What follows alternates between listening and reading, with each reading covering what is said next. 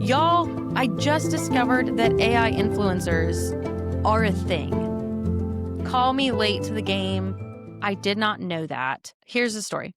So I'm on Instagram. This was like 2 or 3 weeks ago. I'm on Instagram and I never click over to the For You page or the popular page or whatever, but I did.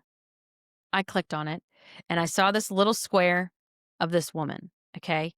And she was gorgeous. I clicked on the photo because I thought, I wonder, what is this? I click on the photo. It's this blonde. She's sitting in this vintage like canoe. The backdrop is a turquoise lake and a snowy white mountain. And the photo is pristine. And I'm looking at her, and no joke, I thought to myself, that is the most beautiful woman I have ever seen. How does she even exist? So naturally, I clicked over to her page.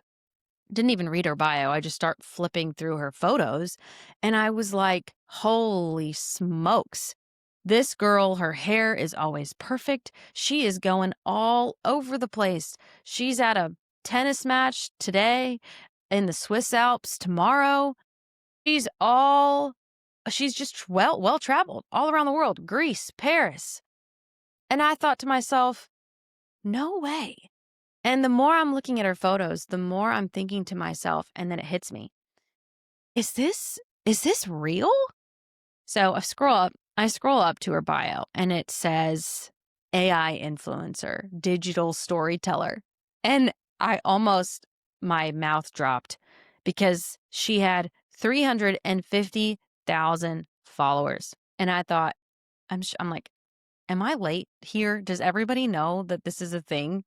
I did not know that this was a thing. And the other thing that kind of scared me was, if I couldn't tell that she was fake, what does that say about everything that we're consuming online? Like, think about that for a second. It was this picture perfect woman, this life, and I fully believed that she was real. Why? Well, because there are 1,000 other influencers that I have seen over the 10, 15 years that I've been on social media that look just like that. And it's not necessarily that to look like that, to be beautiful and to have perfect hair and to be well-traveled, there's anything innately wrong with any of that. But there is this, especially online, especially on social media, especially with influencer culture, there is this illusion of ideal, an illusion of perfection.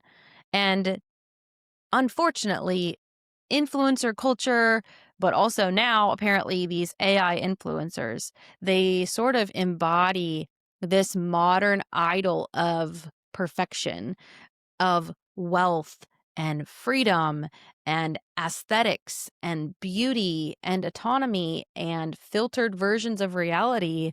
And we are drawn to this. I was drawn to it.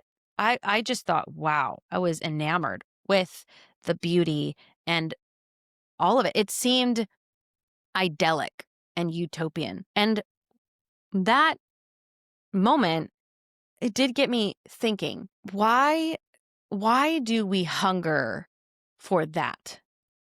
Why do we hunger for that sort of ideal? And what I'll say just briefly, this is essentially what I'm writing a book about. I could talk about this forever, but what I want to briefly say is that I think what it is that our souls are so hungry for transcendence, for a beauty that is perfect, for a life that is idyllic and utopian. But why? Because that's what we were created for. We were created in the Garden of Eden, which was the original paradise. We were created in complete, perfect unity with a perfect God who is all loving. And the definition of beauty and completely glorious and timeless. And the new heavens and the new earth is going to be a paradise. It's going to be beautiful. It's going to be like an oasis. It's going to be everything that we are searching for in the world. And when we look at these AI influencers, this sort of illusion of ideal, but if you remove the caricature, or if you remove this illusion, what sits underneath is there is an ideal of perfection. There is an ideal of beauty, of desire that we all long for.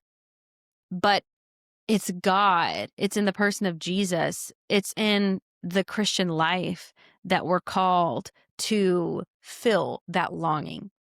There is this deep, gaping hole in all of our souls for the ideal, for perfection. And we have that because we were made for Jesus, who is God's perfect standard of ideal, God's perfect standard. God made flesh, who came to earth and died after living a perfect life, died the death that we deserve because of our sin. But then he rose again 3 days later, and he gives us everlasting life. He gives us abundant life. He gives us life to the full. And then he offers us not only that here on earth, but then he says, follow me into eternity, and you're going to experience this perfection that your soul longs for, because it's what you were made for, which is me. I am perfect. I am ideal. I am holy. I am pure.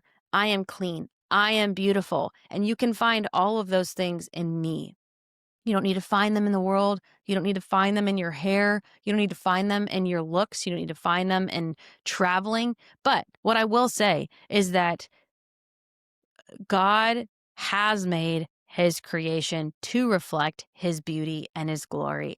And he has made us in his image and likeness to reflect his beauty and his glory. And so I think that there is something beneath the surface when we are drawn to influencers or AI influencers or anything online that seems, when people say Instagram's not real, right? And it's this sort of filtered version of reality. We're drawn to that for a reason. And I think if we dig below the surface, we'll realize that we're drawn to that because we're drawn to God.